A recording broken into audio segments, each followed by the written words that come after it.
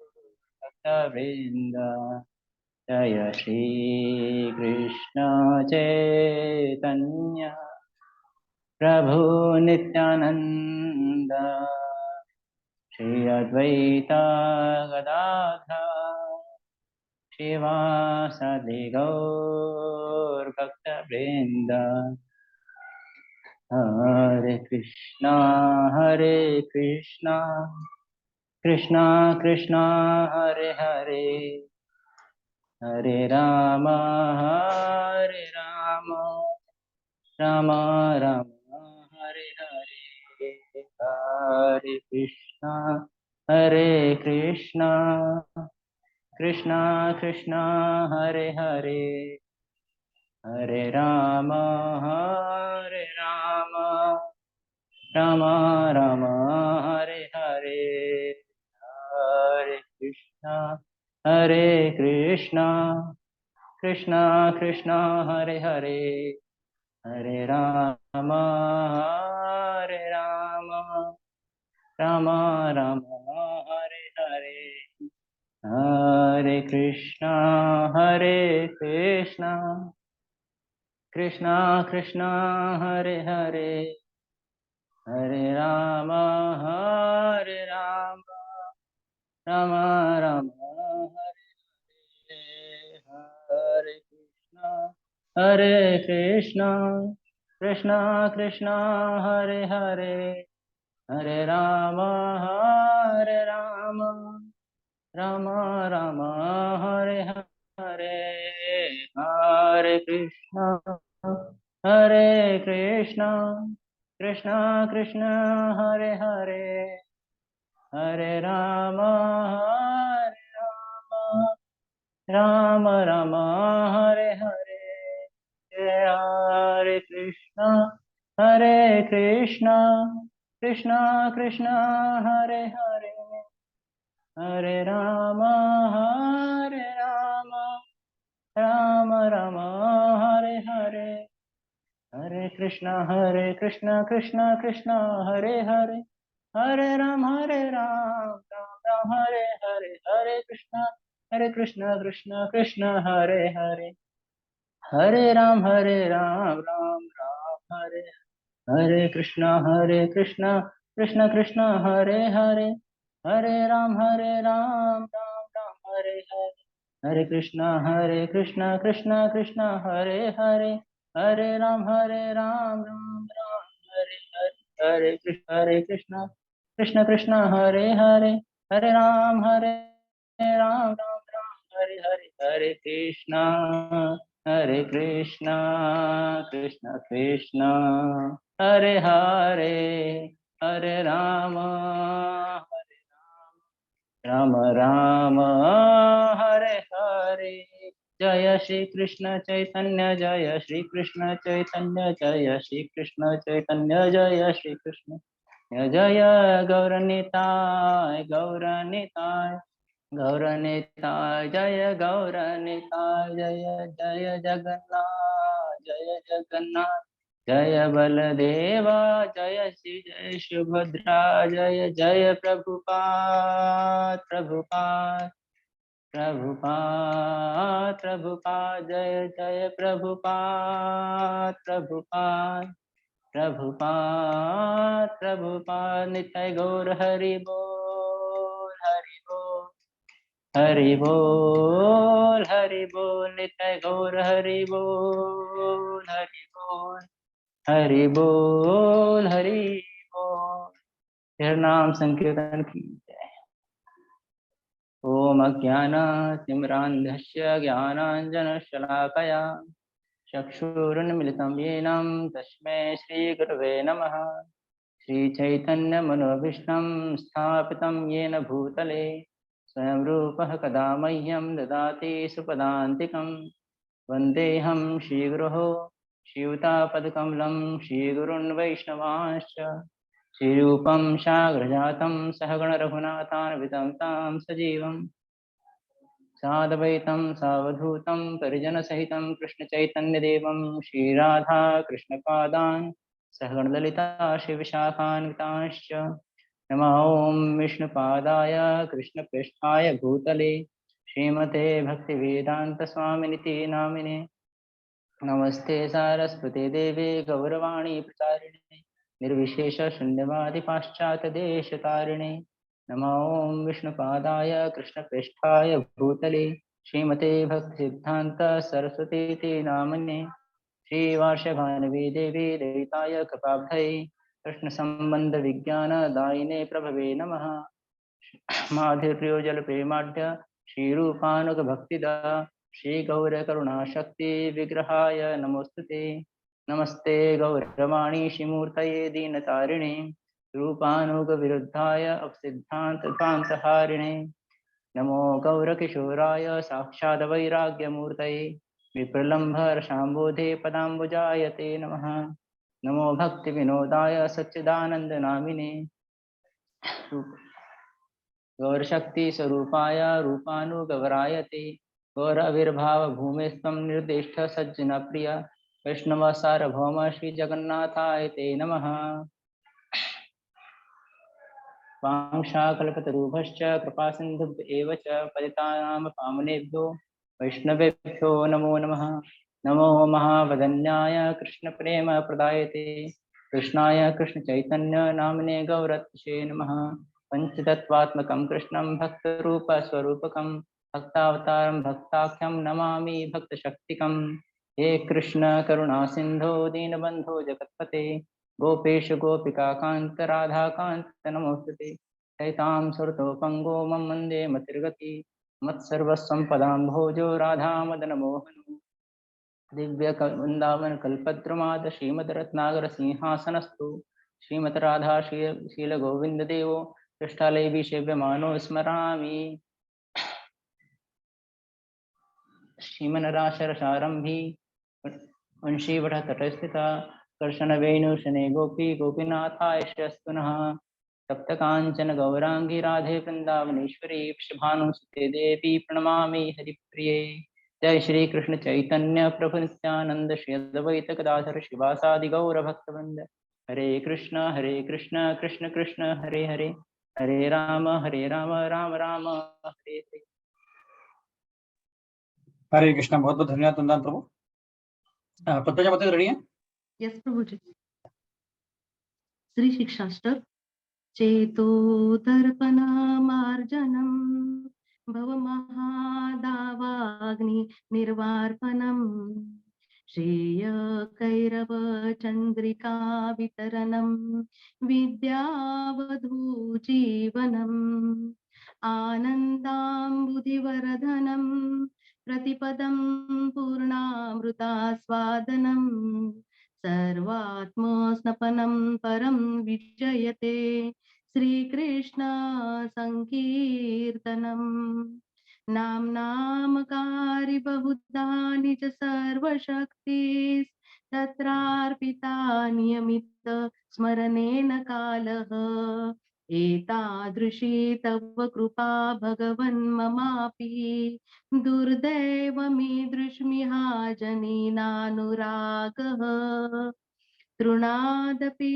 सुनीचेन तरोरपि सहिष्णुना अमानिना मानदेन कीर्तनीय सदा हरि न धनं न जनं न सुन्दरीं कवितां वा जगदीश कामये मम जन्मनि जन्मनीश्वरे भवताद् भक्तिर्हेतुकी त्वयि अयि नन्दतनुजा किङ्करं पतितं मां विषमे भवान् बुधो कृपया तव पादपङ्कज स्थितधूली सदृशं विचिन्तया नयनं गलदश्रुधारया वदनं गदगदहृदया गिरा पुलकैर्निचितं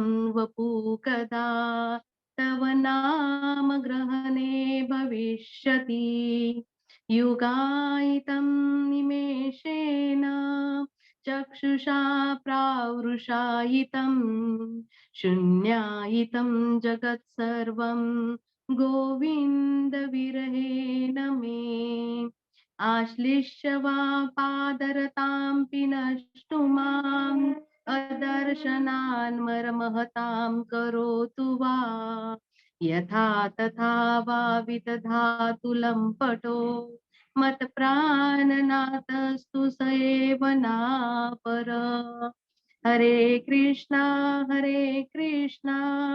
कृष्णा कृष्णा हरे हरे हरे राम राम राम हरे हरे।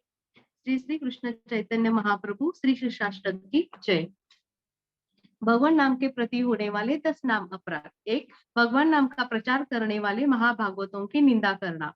2. शिव ब्रह्मा आदि देवताओं के नाम को भगवान नाम के समान अथवा उनसे भिन्न समझना।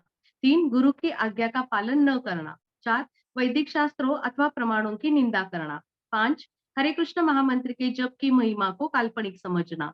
6. पवित्र भगवान नाम की व्याख्या भिन्न प्रकार से करना। 7. भगवान नाम के बल पर पाप करना। 8.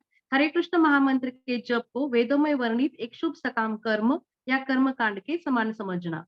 9. अश्रद्धालु व्यक्ति को कृष्ण नाम की महिमा का उपदेश करना। 10. हरे कृष्ण महामंत्र के जप में पूर्ण विश्वास न होना और इसकी इतनी अगाध महिमा सुनने पर भी विषय शक्ति बनाए रखना। ध्यान पूर्वक जप न करना भी एक अपराध है। स्वयं को वैष्णव समझने वाले सभी भक्तों को इन नाम अपराधों से बचना चाहिए, जिससे जीवन में शीघ्र अतिशीघ्र अभिष्ट सिद्धि प्राप्त हो, जो है कृष्ण प्रेम। हरे कृष्ण महामंत्र का जप करते समय हमें इन 10 नाम अपराधों से बचना चाहिए। आइए हम सब मिलकर उन सभी वैष्णवों को प्रणाम करते हैं जो कल्पतरु वृक्ष के समान है, कृपा के सागर है और पतितों का उद्धार करने वाले हैं। वांछा कल्पतरुभ्यश्च कृपा सिन्धुभ्य एव च पतितानां पावनेभ्यो वैष्णवेभ्यो नमो नमः। अनंत कोटि वैष्णव वृंद की जय। नामाचार्य श्रील हरिदास ठाकुर की जय।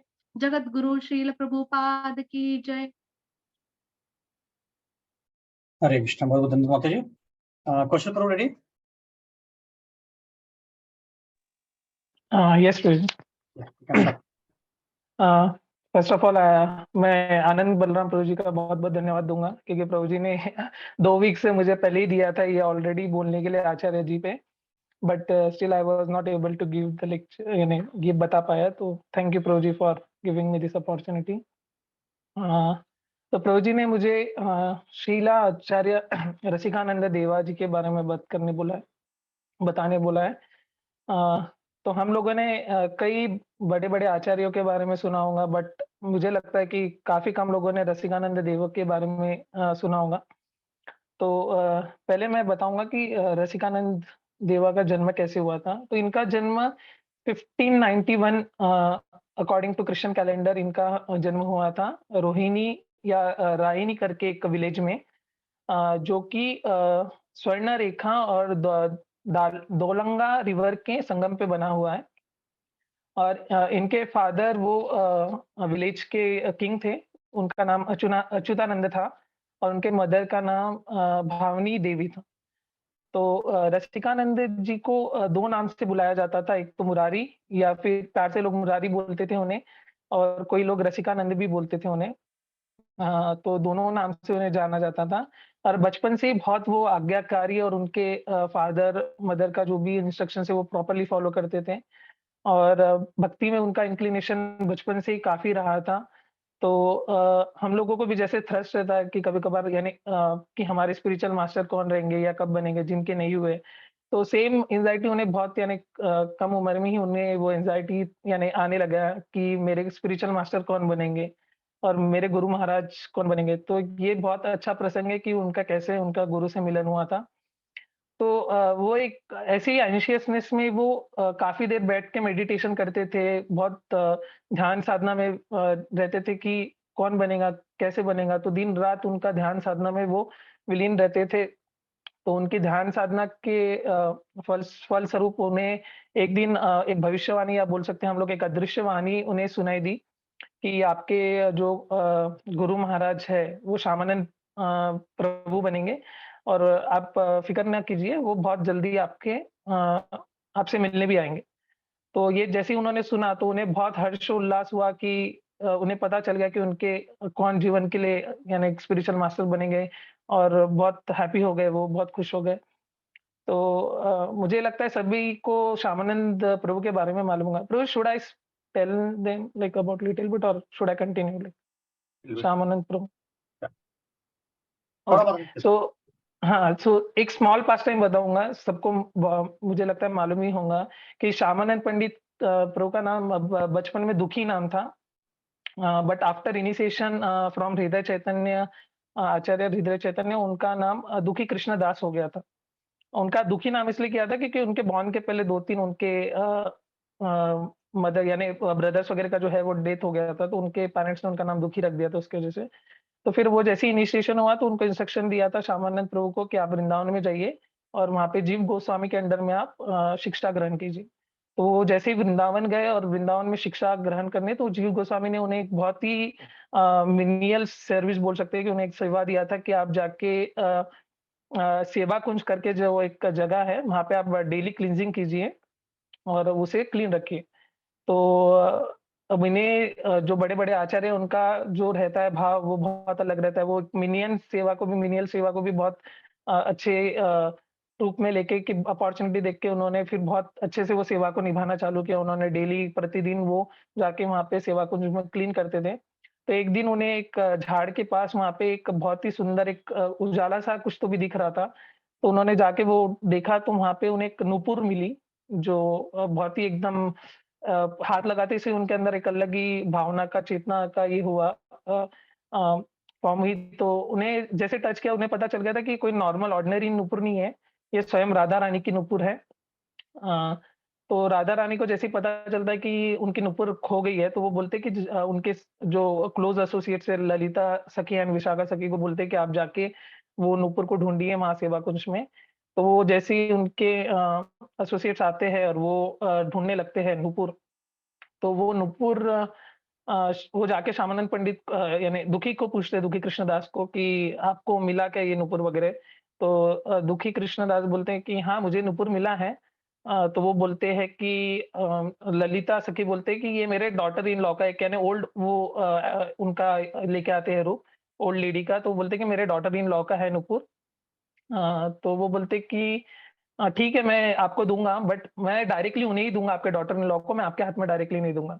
तो फिर ललिता सखी उनका रियल रूप दिखाते हैं, यानी उनका स्वरूप दिखाते हैं और फिर वो उन्हें दंडवत प्रणाम वगैरह करते हैं और फिर वो उनकी इच्छा जताते हैं कि मैं ये राधा रानी को ही दूँ करके ये नुपुर। तो फिर वो उन्हें उनकी जो स्पिरिचुअल बॉडी में वहाँ पे उन्हें गोलोक लेके जाते हैं ललिता सखी, और राधा रानी उन्हें देख के बहुत खुश होते हैं उनकी सेवा से कि आप हमारा यानी ये निकुंज सेवा कुंज को आप डेली क्लीन करते हैं, तो उनसे बहुत ये खुश होके वो उन्हें फोरहेड पे वो जो नुपुर का है वो लगाते हैं मार्क।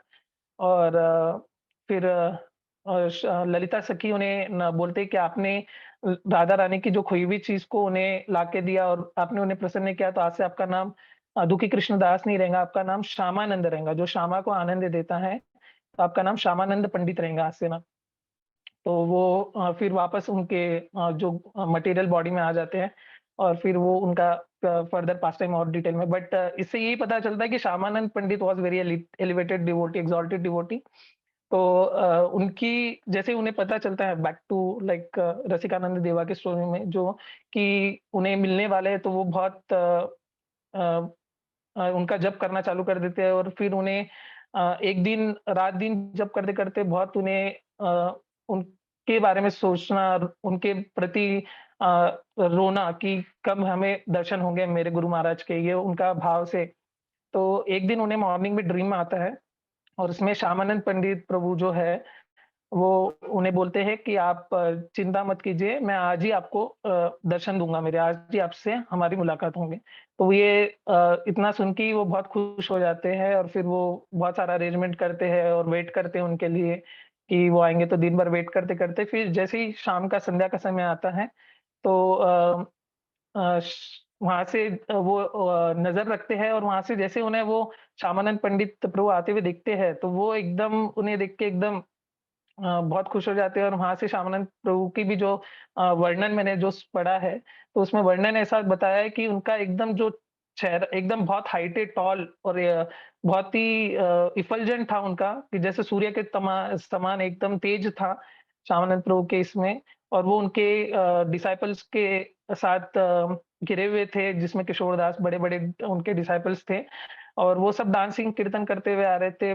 फुल एक्सटेसी में थे, लॉर्ड श्री चैतन्य महाप्रभु के नाम का जप कर रहे थे। श्री कृष्ण चैतन्य, श्री नित्यानंद, श्री कृष्ण चैतन्य, श्री नित्यानंद के नाम से जप के साथ वो कंटिन्यूअस आगे बढ़ते जा रहे थे। और जैसे ही वो फिर रसिकानंद देवा के पास जैसे क्लोज आते, तो रसिकानंद देवा इमीडिएटली उनके लोटस फीट पे टच करते हैं, उन्हें दंडवत प्रणाम देते हैं। तो वो देखते से ही फिर श्यामानंद तो उन्हें गले उठाते हैं और गले लगते हैं। और बहुत ही उनके जो अश्रु आ रहे थे, आँखों से बहुत अश्रु आ रहे थे, और उसमें वो उनको क्लोज़ली एकदम ये कर रहे थे, एम्ब्रेस करा था उन्होंने, और बहुत टीयर्स में उनका यानी बहुत अश्रुओं से वो कंटिन्यूअस उनका लव अफेक्शन दोनों एक-दूसरे से ये हो रहा था, जता रहे थे।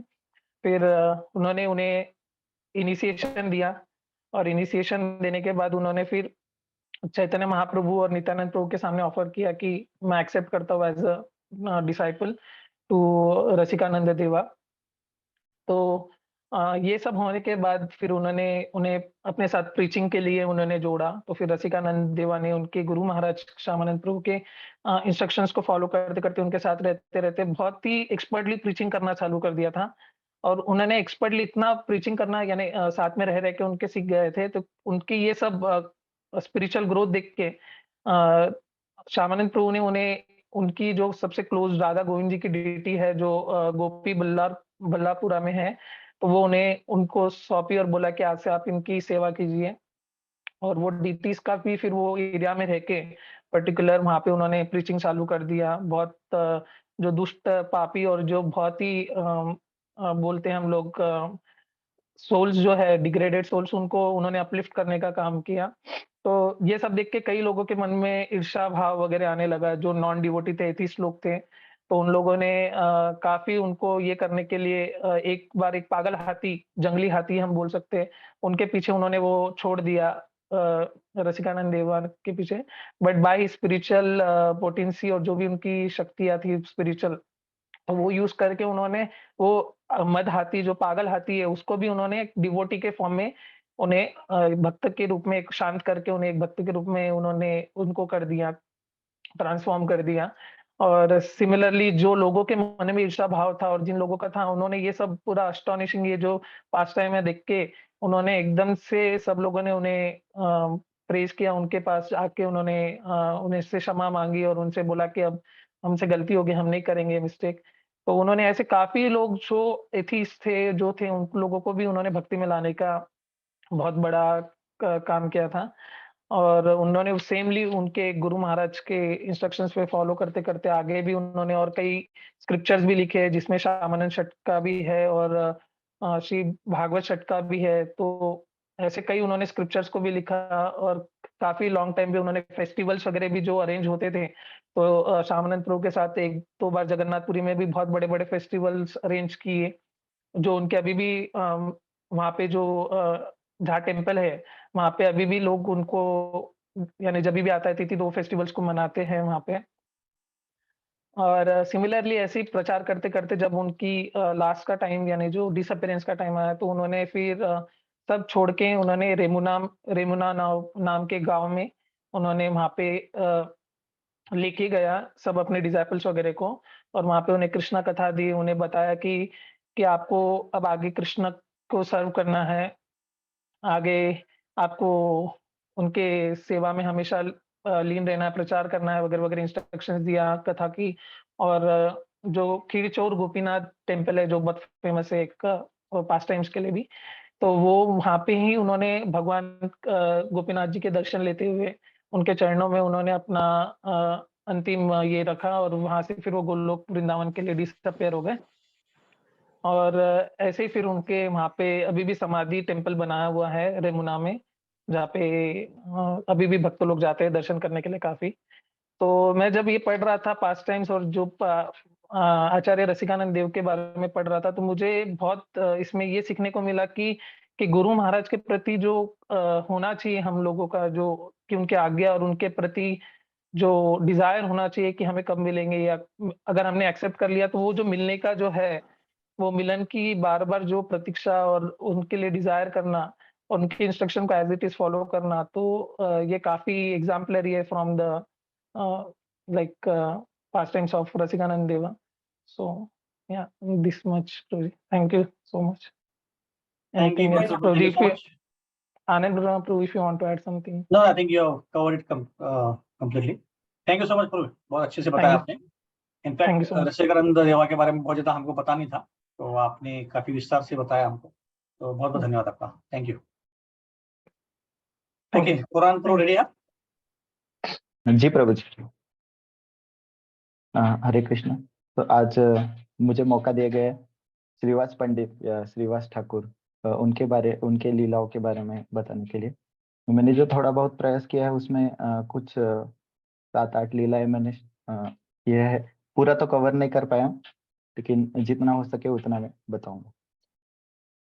तो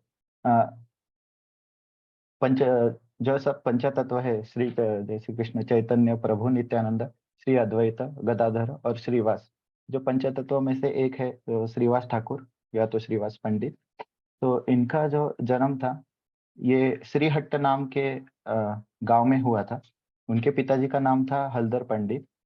और जैसे चैतन्य महाप्रभु, कृष्ण और राधा कंबाइंड, इनका इनकारनेशन है, प्रभु नित्यानंद बलराम जी का एक्सपेंशन है, तो वैसे ही श्रीवास पंडित जो है ये स्वयं नारद मुनि के एक्सपेंशन है. तो ऐसा भी कहा गया है कि नारद मुनि का कलयुग में जो अवतार है वो श्रीवास ठाकुर जी का अवतार है. तो श्रीवास ठाकुर जी का पिताजी का नाम हलधर पंडित था, और उन्हें और 3 भाई थे, श्री राम ठाकुर, श्रीनिधि ठाकुर और श्रीपति ठाकुर. तो ये चारों भाई का उल्लेख आता है कि चारों के चारों संकीर्तन में आंदोलन का भाग थे. और उनकी श्रीवास ठाकुर के जो वाइफ थे उनका नाम था मालिनी देवी. तो अभी थोड़ा आयु के बारे में ऐसा है कि श्रीवास ठाकुर और अद्वैत आचार्य, इनका आयु चैतन्य महाप्रभु से काफी ज्यादा था. तो श्रीवास ठाकुर का आयु ऑलमोस्ट वो 30 साल बड़े थे चैतन्य महाप्रभु से. तो वो उनके सॉर्ट ऑफ अंकल टाइप्स थे. तो श्रीवास ठाकुर जो है ये जो चैतन्य महाप्रभु, इनके जो भी लीला है वो चैतन्य महाप्रभु के ही साथ है. तो जब थ्रू जो पावर ऑफ डिवोशन था चैतन्य श्रीवास ठाकुर जी का, उनसे उन्हें ये पता चल गया था कि श्री चैतन्य महाप्रभु नवद्वीप में अवतरित होने वाले हैं. इसलिए वो नवद्वीप में उन्होंने उनका घर शिफ्ट कर लिया था. और उनकी जो वाइफ है मालिनी देवी, ये सची माता जी की बहुत क्लोज फ्रेंड वगैरह थे, एसोसिएट थे. तो जब चैतन्य महाप्रभु का जन्म हुआ उस टाइम भी एज अ नर्स मालिनी देवी ने काफी सहायता की थी. तो इससे समझ में आता है कि श्रीवास ठाकुर और मालिनी देवी ये दोनों कितने क्लोजली एसोसिएटेड थे चैतन्य महाप्रभु जी से और सची प्रभु और उन फैमिली से. तो श्रीवास ठाकुर और अद्वैत आचार्य, इनमें भी थोड़े कॉमनलिटीज है कि दोनों का आयु काफी ज्यादा था. और जैसे ये नारद मुनि के अवतार थे, तो जो अद्वैत आचार्य भी स्वयं विष्णु के अवतार थे. तो दोनों का साथ में आए थे. और दोनों के दोनों श्रीवास ठाकुर और अद्वैत आचार्य एक्सट्रीमली दयालु अवतार थे. एक्सट्रीमली दयालु, उसमें भी ऐसे कलयुग में जहाँ बहुत ही डिटोरिएशन हो चुका है. जो स्क्रिप्चर नॉलेज जो है वो सिर्फ स्वार्थ के लिए यूज होता है. तो तब कहा जाता है कि कली ने पूरा अटैक कर दिया है. तो ये पहला लीला देखेंगे. तो उस जमाने में ऐसा था कि यूजुअली जो पेरेंट्स रहते थे वो अपने बच्चों को नहीं डांटते थे. वो डांटने का जो काम था वो अंकल करते थे, काका करते थे. तो जब निमाई चैतन्य महाप्रभु जब छोटे थे तो निमाई थे, तो उनको भी जब भी कुछ डांटना लगाना रहता था तो निमाई के पिताजी श्रीवास ठाकुर जी को कहते थे कि इस बात से आप डांट सकते हो वगैरह ऐसा. तो ये वो इतने लकी थे श्रीवास पंडित की उनको ये सेवा मिली थी, तो बचपन में निमाई को डांट सके थे. तो इनका पहला लीला देखेंगे. तो बचपन में जब निमाई थे तो उन्होंने बहुत ही विद्वत्तापूर्ण दृष्टिकोण अपनाया था. तो वो कई लोगों से चर्चा करते थे, लेकिन वो पूर्ण व्याकरण पर आधारित वो चर्चा रहती थी। तो कई बार ऐसा होता था कि वो जिनसे भी चर्चा करते थे तो कुछ पॉइंट रखते थे, तो फिर सामने वाले को वो कन्विंस कर देते थे कि हाँ वो गलत है, और उसके बाद फिर से वही पॉइंट कैसा गलत नहीं है ये भी बताते थे। तो ऐसा वो कई बार करते थे निमाई। तो फिर श्रीवास ठाकुर, उन्होंने एक दिन वो निमाई के सामने गए जब वो उनके मित्र के साथ थे। और मित्र के साथ इसलिए श्रीवास ठाकुर ने उन्हें बात किया क्योंकि वो अगर अकेले रहते थे तो अकेले वो नहीं बात कर पाते थे, वो निकल जाते। तो श्रीवास ठाकुर ने निमाई से बात किया, तो उनके मित्र भी थे उनके साथ में। और श्रीवास ठाकुर ने निमाई से कहा कि इस सारे ज्ञान का क्या उपयोग है? आप सभी विद्यार्थियों में शिरोमणि विद्यार्थी हो, और लेकिन इसमें कोई भक्ति नहीं है, आप पवित्र नाम का जप नहीं कर रहे हैं। तुम जब तक हरि भजन में लीन नहीं होगे, यह सब व्याकरण आदि ये बस श्रम है, इसके इससे कुछ साध्य नहीं होने वाला है। सर्वोच्च ज्ञान है जो भक्ति है। तो ऐसा उन्होंने निमाई को कहा। तो फिर निमाई ने कहा कि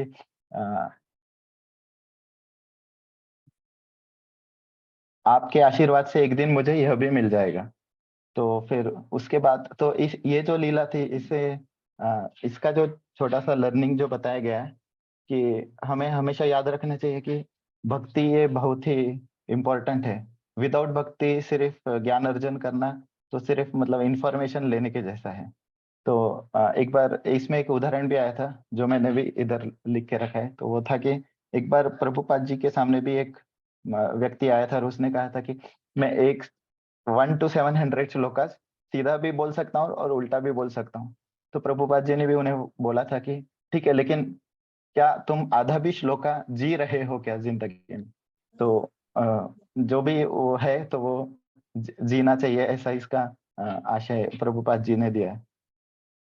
और अमरेंद्र प्रभु जी ने भी इस लीला के ऊपर एक टिप्पणी की है कि भक्त लोग ऐसे रहते हैं कि वो they know the way and they go the way and then they show the वे।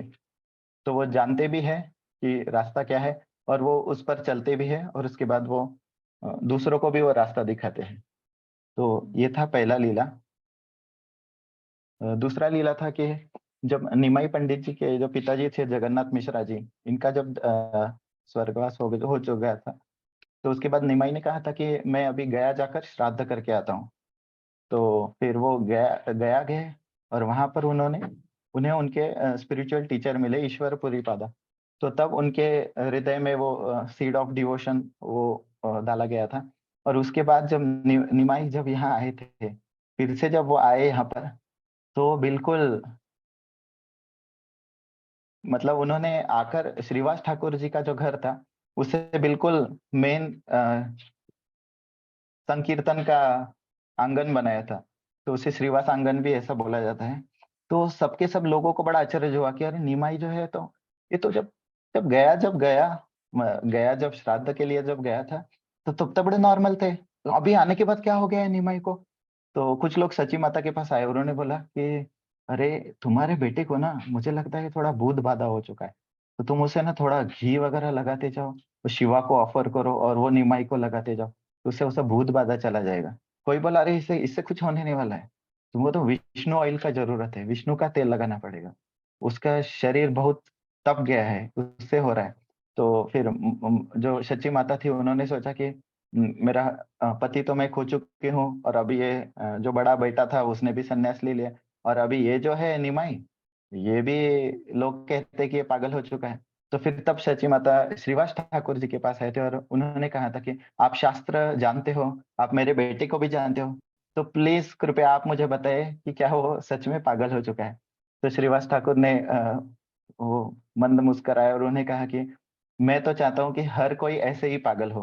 उन्होंने कहा अरे माता, ये जो रोग हुआ है निमाई को, ये जो ज्वर हुआ है निमाई को, और ये जो भूत है, ये तो भक्ति का भूत है, और मैं आशा करता हूँ कि काश ऐसी भक्ति मेरे पास भी रहती।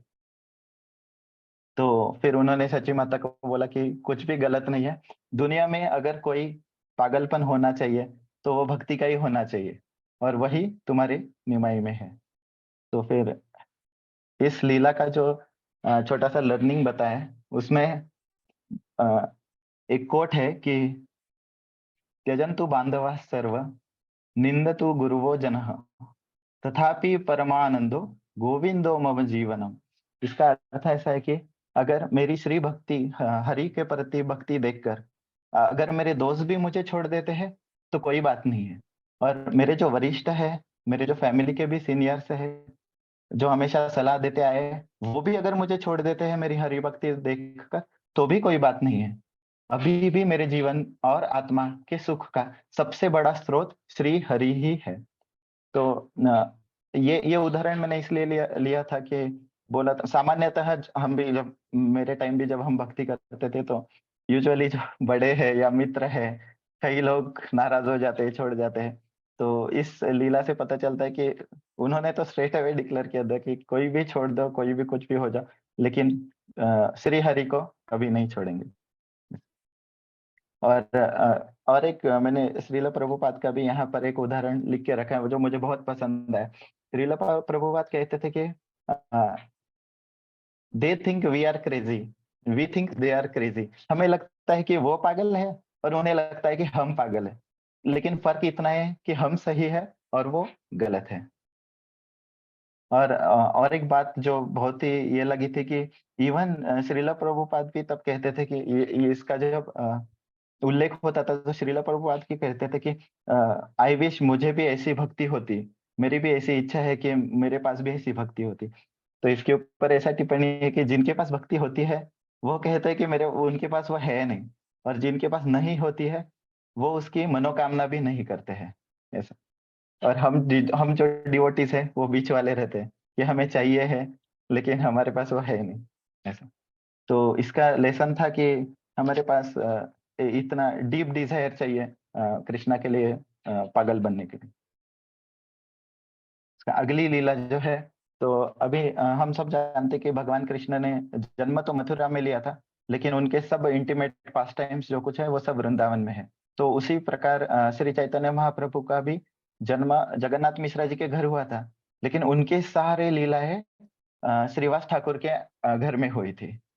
तो हर रात मतलब वो गया के आने के बाद श्रीवास ठाकुर जी ने भी उनके आंगन में ऐसा, घर में पूरा ऐसा सब अरेंजमेंट ऐसा करके रखा था, बड़े बड़े केले के पत्ते और इन सब से उन्होंने पूरा घर को ऐसा बैरिकेड जैसा बंद करके रखा था। पूरा रात भर संकीर्तन चलता था, पूरा एकदम लाउडली चलता था, इतना लाउडली कि वो बाकी सब कंप्लेंट्स के बारे में भी मैं बताऊंगा, लेकिन उन्होंने इतना पूरा किया था और पूरा रात भर संकीर्तन चलता था।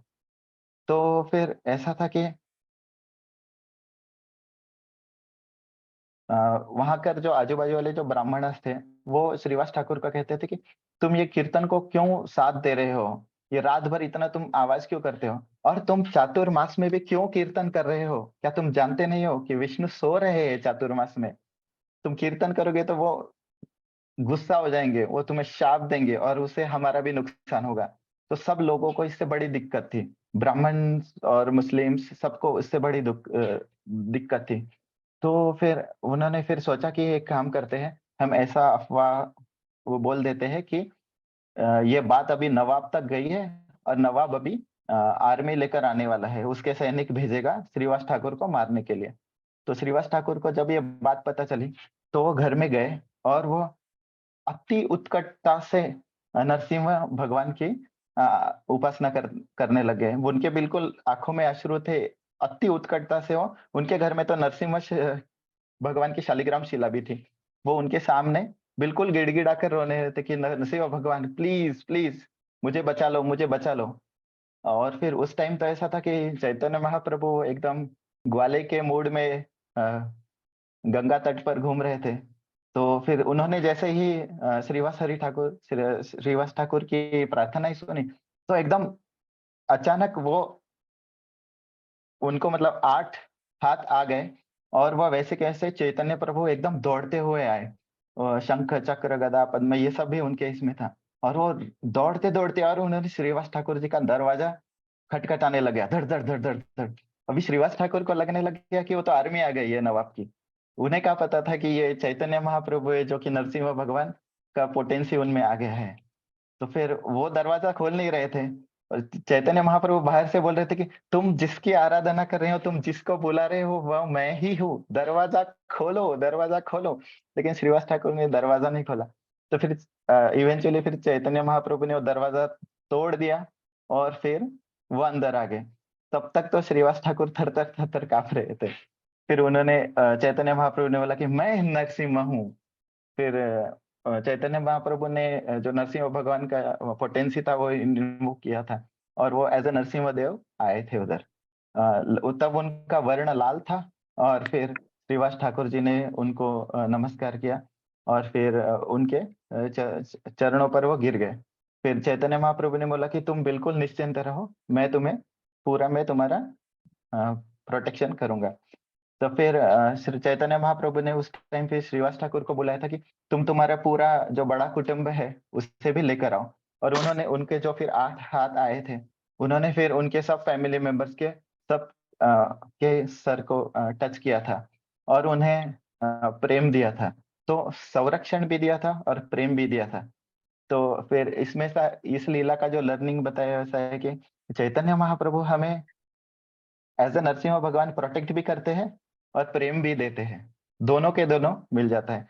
तो इसके लिए लेकिन हमारी जो प्रार्थना है वो श्रीवास ठाकुर जैसे अति उत्कट होनी चाहिए, तो हमें भी ये मिल सकेगा।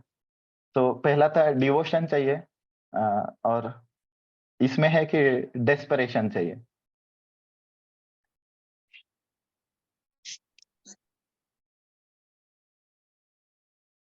और दूसरा वाला लीला था उसमें डिजायर चाहिए कृष्णा के लिए मैड होने के लिए। तो अभी अगली लीला जो है उसमें एक दिन चैतन्य महाप्रभु और श्रीवास ठाकुर थे। तो चैतन्य महाप्रभु ने उन्हें थोड़ा सा पर्सनली और कॉन्फिडेंशियली ये पूछा था कि मैंने तुम्हें कभी काम जाते हुए देखा नहीं है और तुम्हारा इतना बड़ा फैमिली है, तुम्हारे 3 भाई उनका फैमिली है तुम्हारे, तो तुम कभी बाहर भी नहीं जाते हो घर के, ना तो तुम्हारा कोई धंधा वगैरह है, ये भी मैंने कभी सुना नहीं है। तो फिर श्रीवास ठाकुर ने कहा कि मैं काम नहीं करता हूँ क्योंकि मेरा काम करने का मन नहीं है। तो फिर चैतन्य महाप्रभु ने कहा कि तो फिर तुम ये सब इतना सारा फैमिली मेंटेन कैसे करते हो? तो श्रीवास ठाकुर जी ने कहा था कि ये तो सब हमारा ये है, डेस्टिनी की बात है। अगर कुछ मिलना है तो मिल जाएगा और अभी कुछ अगर नहीं मिलना है तो मेहनत करके भी नहीं मिलेगा। तो चैतन्य महाप्रभु ने उन्हें कहा, थोड़ा सा उपहासात्मक मूड से कहा कि अरे तुम तो वो सन्यासी ही हो, तो तुम इतने डिटैच हो, तो तुम संसार दे दो, घर गृहस्थी छोड़ दो और मुझे ज्वाइन हो जाओ। तो यहाँ ऐसा था कि चैतन्य महाप्रभु उन्हें तैयार कर रहे थे कि बाद में वो उन्हें ज्वाइन करें। तो इस समय पर श्रीवास ठाकुर ने जो कहा कि नहीं नहीं, सन्यास तो मेरे लिए है नहीं। फिर चैतन्य महाप्रभु ने कहा कि अरे तुम तो फिर कैसे चलता है सब? मैंने तो तुम्हें कभी भिक्षा मांगते हुए भी नहीं देखा है, तुम्हारे पास तो कोई सेविंग्स भी नहीं है, कुछ प्लान्स भी नहीं है तुम्हारे, तो इतना बड़ा फैमिली तुम मेंटेन कैसे करते हो? फिर तब श्रीवास ठाकुर जी ने कहा था कि मैं करता हूँ बस जपा, मैं 3 बार ताली बजाता हूँ और 3 दिन तक राह देखता हूँ और मैं 3 दिन कंटिन्यूअसली हरि नाम लेते रहता हूँ। अगर मेरे मन में कोई इच्छा है, अगर वो मुझे नहीं मिली तो मैं समझ जाता हूँ कि मुझे उसकी जरूरत ही नहीं है, और अगर वो मिली तो कृष्णा, अगर अगर वो उसी जरूरत है तो कृष्णा वो अरेंजमेंट कर देता है। तो फिर चैतन्य महाप्रभु बोले ऐसा, तो फिर खाने का क्या, तो तुम्हारे खाना कहाँ से आता है? तो फिर श्रीवास ठाकुर बोले कि मैं जपा करता हूँ, 3 दिन राह देखता हूँ, अगर मुझे अन्न नहीं मिला तो मैं प्रार्थना में ऐसा रहता है कि अगर मुझे 3 दिन के अंदर अन्न नहीं मिला तो मैं गंगा में जाकर सुसाइड कर लूंगा। लेकिन अब तक तो ऐसा हुआ नहीं है, हमेशा अन्न मिलता ही रहा है। तो चैतन्य महाप्रभु बोलते कि तुम्हारी भक्ति इतनी डीप है, तुम्हारी तुम्हारी जो ये भक्ति है इतनी गहरी है, इतनी गहरी है कि तुम कृष्णा पर इतने डिपेंडेंट रहते हो, इतने डिपेंडेंट रहते हो कि इतने निर्भर हो तुम कृष्णा पर कि एक समय ऐसा हो सकता है कि लक्ष्मी को दर दर जाकर भीख मांगना पड़े, लेकिन तुम्हारे घर में कभी भी दरिद्रता आएगी नहीं, तुम्हारा घर हमेशा सुजलाम सुफलाम ही रहेगा। तो ऐसा चैतन्य महाप्रभु ने बोलते हैं। तो इसमें का लर्निंग था कि हमें कृष्णा पर सीरियसली डिपेंडेंट रहना सीखना चाहिए, और सीखना ही नहीं, हमको एक्चुअली डिपेंडेंट रहना ही चाहिए, वरना एक तरफ डाउट और उधर डिपेंडेंसी नहीं है। तो पहला था कि एक्सट्रीम डिवोशन तो चाहिए ही चाहिए, दूसरा कि कृष्ण भक्ति में पागल होने का डिजायर चाहिए, तीसरा जो था वो डेस्परेशन चाहिए, बहुत उत्कटता चाहिए, और चौथा जो था वो डिपेंडेंस चाहिए कृष्णा पर। तो ये 4 लीलाएं थी। इसके बाद भी कुछ लीलाएं हैं। तो ऐसा एक बार हुआ कि ये जो उनका रात भर जो संकीर्तन चलता था, वो इतना जोरों शोरों से चलता, इतना जोरों शोरों से चलता था कि काफी जो बाकी के जो जनता थी, जो नास्तिक थी या जो बाकी जो ब्राह्मण थे, तो वो बड़े नाराज थे कि क्या करते हैं इनके इसमें। तो फिर वहां का जो ये था सिटी मजिस्ट्रेट था, उसका नाम चंद काजी था। तो एक दिन उसने वहां आकर उनका मृदंग तोड़ दिया था। तो ऐसा हुआ था, इसलिए जो श्रीवास जी का जो आंगन है, श्रीवास आंगन, उसे खोल बांगर दंगा ऐसा भी नाम पड़ा है। और ये ऐसा जब हुआ था तो चंद काजी ने आकर उनका जब मृदंग तोड़ दिया था, तो उसके बाद चैतन्य महाप्रभु ने एकदम नगर संकीर्तन लेकर गए थे। नगर संकीर्तन मतलब उसमें जब जब वो गांव के लोग जब संकीर्तन करके जा रहे थे, तो ऐसी छोटी छोटी लाइंस नहीं थे, सबके सब रास्ते, सबके सब रास्ते बिल्कुल ब्लॉक थे। ऐसा कोई मोदी का रैली जैसा इमेजिन कर सकता है। 1.5-2 किलोमीटर की लाइन से पूरा ब्लॉक था, और ऐसे सब रास्ते चंद काजी के वहां पर जा रहे थे।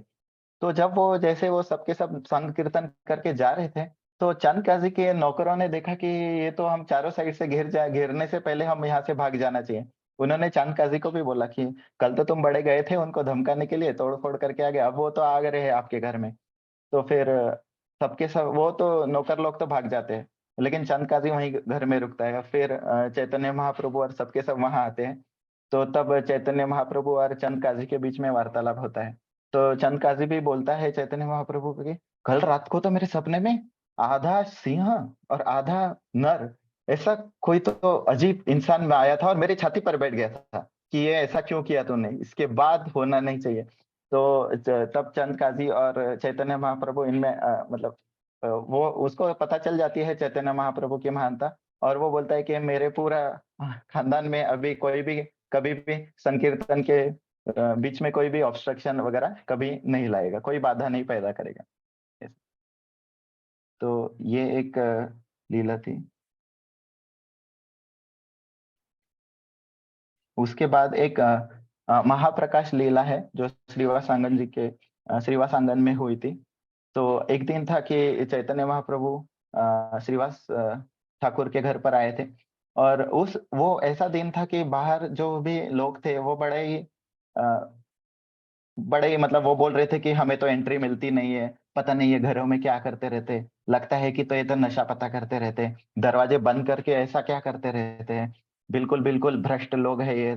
तो हम तो बड़े ग्रेट स्कॉलर है, हम तो भट्टाचार्य है, हम तो मिश्रा है, हम तो चक्रवर्ती है, और ये लोग अंदर क्या करते रहते हैं भगवान जाने, ये बिल्कुल गलत काम करते रहते हैं, और हम सबसे ज्यादा सत्वशील है, हम सबसे ज्यादा ग्रेट है, इसलिए हमको एंट्री नहीं है, अंदर पता नहीं नशा पता करके रात भर क्या करते रहते। तो ऐसा जब बहुत पीक पर था डिस्कशंस वगैरह, तो उसी दिन की यह बात है कि चैतन्य महाप्रभु श्रीवास जी के आंगन में आए, और वहां पर एक विष्णु जी का आसन था, उस पर वो ऐसे विराजमान हुए जैसे वह स्वयं विष्णु ही है, और वही उसी को महाप्रकाश लीला बोला गया है कि तब वो ऐसा दर्शन सबको देते हैं। तो फिर सबके सब उन्हें बड़े ही उत्साह से उनका वो एक्सेप्ट करते हैं और उनको सर्व करने के पीछे रहते हैं। तो और वैसे वो पूरा जब वो बैठे हैं वो विष्णु के आसन पर चैतन्य महाप्रभु, तो पूरे 21 घंटे वो वहां बैठे थे, 21 आवर्स। और तब उन्होंने अलग अलग रीइंकारनेशंस दिखाए थे, ऐसा भक्तों के प्रेम के हिसाब से। तो और फिर उन्होंने फिर अभिषेक का सब तब गायन किया था, और पुरुष सूक्त प्रेयर्स भी गाए थे, और हजारों हजारों बकेट गंगा का पानी लाकर उन पर उनका अभिषेक किया गया था। तो तब एक छोटी लड़की थी, बस छोटी लड़की थी और वो काफी दूर थी, वो तो उनके नजर में भी नहीं थी। तो चैतन्य महाप्रभु ने बोला था कि वो कौन है? तो फिर श्रीवास ठाकुर बोलते कि उसका नाम दुखी है। तो इस भी मेरे भी लेक्चर में एक दुखी नाम का है कैरेक्टर। तो फिर चैतन्य महाप्रभु बोलते आज से उसका नाम सुखी है। तो उस लीला में ये भी बताया गया था कि वो दृष्टि शेप में भी नहीं थी प्रभु जी के, मतलब उनके सामने हजारों लोग थे, लेकिन ये जो छोटी बच्ची थी दुखी नाम की, कहीं पीछे मिनिमल सर्विस कर रही थी, वो लाइन में लगाने का पानी। लेकिन फिर भी प्रभु से कुछ भी बचता नहीं है। अगर आप सेवा कर रहे हैं तो प्रभु आपको बराबर, प्रभु को सब पता रहता। तो ये एक लीला थी। और इसके बाद एक लीला है। तो एक बार ऐसा हुआ था कि एकदम बहुत अच्छे से संकीर्तन चल रहा था और रात का समय था और चैतन्य महाप्रभु बिल्कुल उनका कीर्तन में वो मग्न थे, बिल्कुल नाच रहे थे। आजू बाजू में डिवोटीज भी थे और इस श्रीनिवास के ठाकुर आंगन में ही ये सब हो रहा था। तो अचानक ऐसा होता है कि श्रीवास ठाकुर जी का एक बेटा कुछ रोगवश उसका मृत्यु हो जाता है। तो फिर अंदर जो फैमिली मेंबर्स है वो सब विलाप करने लगते हैं कि अरे ये हो गया, और उनका रोने का आवाज आने लगता है। तो श्रीवास ठाकुर बिल्कुल अंदर जाते हैं और बोलते कि मुझे थोड़ा भी आवाज नहीं चाहिए, बिल्कुल बाहर कीर्तन चल रहा है, बिल्कुल तुम्हारा रोना, तुमको जो रोना है तो तुम मन में रोना, लेकिन मुझे बिल्कुल बाहर डिस्टरबेंस होना नहीं चाहिए। और वो बेटा श्रीवास ठाकुर जी का ही बेटा रहता है। तो कीर्तन ऐसे ही चलते रहता है, चलते रहता है, और कि बिल्कुल कोई लैमेंटेशन का आवाज नहीं आता, कोई रोने का आवाज नहीं आता। और फिर जब कीर्तन खत्म हो जाता है तो चैतन्य महाप्रभु कहते हैं कि यहाँ कुछ तो घटित हुआ है, अघटित घटना घटी है। तो ऐसा हुआ है। तो फिर उन्हें बोला जाता है कि हाँ, श्रीवास ठाकुर जी का जो सन है, बेटा था, वो उसका मृत्यु हो चुका है। तो फिर वो कहते कि फिर ये बात मुझे पहले क्यों नहीं बताई गई? और फिर वो वहां जाते हैं और फिर श्रीवास ठाकुर कहते हैं कि संकीर्तन में व्यत्यय इतना वो वर्थ रीजन नहीं है। और फिर उसके बाद फिर चैतन्य महाप्रभु उस जो वहाँ उनका जो मृत बेटा रहता है उसके पास जाते हैं और उसे पूछते हैं कि अरे, तुम श्रीवास ठाकुर जी का घर छोड़ के कैसे जा सकते हो, क्यों जा रहे हो? तो फिर वो जो मृत बेटा था, वो जो शव है, वो बोलता है कि मेरा यहाँ का वक्त समाप्त हो गया है, अभी मुझे कहीं और जाना है, और ये आपकी आज्ञा के अनुसार ही मैं जा रहा हूँ। मैं तो आपका इटरनल सर्वेंट हूँ, आप ही पर पूर्णतः निर्भर हूँ। तो और आपकी जो भी इच्छा है उसी के प्रकार से मैं उसी आज्ञा का मैं पालन करूंगा। तो ये सब शब्द सुनकर जो श्रीवास ठाकुर के जो सब फैमिली मेंबर्स रहते हैं, उनको भी इमिडिएटली ट्रांसेंडेंटल नॉलेज का रियलाइजेशन हो जाता है, और इसके बाद कुछ दुख का कारण नहीं बचता है। तो इसमें बोला गया था कि फिर चैतन्य महाप्रभु उनका फ्यूनरल सेरेमनी होता है, और चैतन्य महाप्रभु स्वयं श्रीवास ठाकुर जी को कहते हैं कि आपने आपका बेटा खोया है, लेकिन नित्यानंद और मैं, हम तुम्हारे इटरनल सन्स हैं। तो हम हमेशा के लिए आपके पुत्र रहेंगे, हम तो आपके शाश्वत पुत्र है, ऐसा हम आपका साथ कभी नहीं छोड़ पाएंगे, ऐसा। तो ये था आखिरी वाला लीला। तो मतलब इस लीला का तो लर्निंग बताते हुए भी मुझे डर लगता है कि इतना उनका श्रीवास ठाकुर जी का जो इतना उनका पर्सनल लॉस था, लेकिन भक्ति इज लाइक श्रेष्ठ, उसके सामने नो लॉस, नथिंग नथिंग। तो ये तो मतलब मेरे लिए तो ये दिमाग में उतरना भी बड़ा मुश्किल है, लेकिन इवेंचुअली शायद ऐसा ही एक्सपेक्टेड है।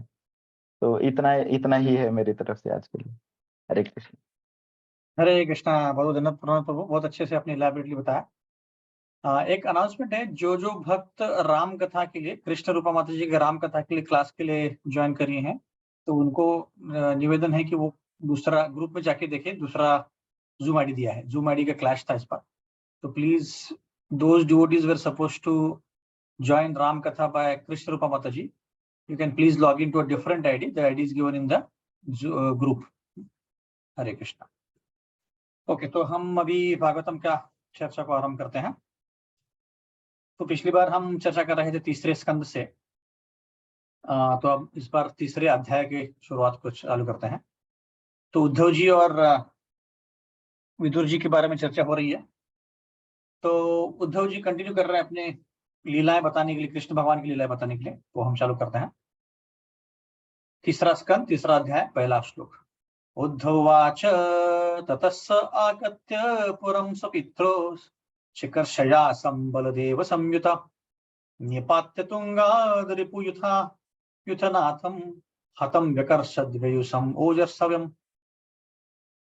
तो उद्धव जी बता रहे हैं कि उसके बाद कृष्ण भगवान बलदेव जी के साथ, बलराम जी के साथ मथुरा चले गए और उनके जो माता पिता थे उनकी इच्छा पूरी करने के लिए और उनको संतुष्ट करने के लिए उन्होंने क्या किया, कंस को उस मैदान में घसीटते हुए उसको लेके गए, उसको मारा और उसके बाद घसीटते हुए लेके गए। तो इस लीला के बारे में चर्चा कर रहे हैं। तो यहाँ पे अभी कृष्ण भगवान के आगे की लीलाओं के बारे में चर्चा होने वाला है कि कैसे उन्होंने शिक्षण लिया और मथुरा में कौन सी लीला की। कुछ कुछ लीलाएं हमने पिछली बार चर्चा की थी, तो उससे आगे हम बढ़ते हैं। तो ऐसा क्यों किया कृष्ण भगवान ने कि उनका जो शरीर था कंस का, उसको ऐसे क्यों खींचा, है ना, उसके बारे में थोड़ा चर्चा करते हैं। तो यहाँ पे बताया जा रहा है कि एक्चुअली में ये जो कंस था वो बहुत ही शक्तिशाली था। इतना शक्तिशाली था कि सारे जो देवी देवता थे वो भी डरते थे, और उसके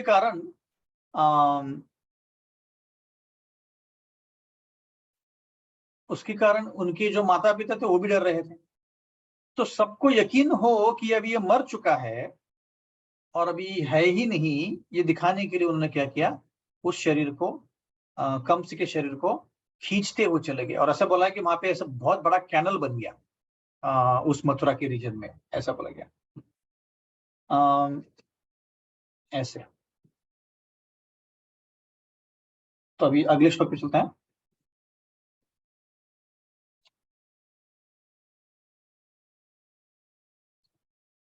सांदीपनि सकृत प्रोक्तम ब्रह्मादित्य सविस्तरम तस्मै प्रातादाद वरम पुत्रम मृतम पंच जनोदरात। तो उसके बाद कृष्ण भगवान और बलराम जी सांदीपनि मुनि के आश्रम में जाके उन्होंने 64 कलाओं के बारे में चर्चा किया, और उसके बाद उनके जो पुत्र थे जो जमलोक चले गए थे उनको वापस लेके आया।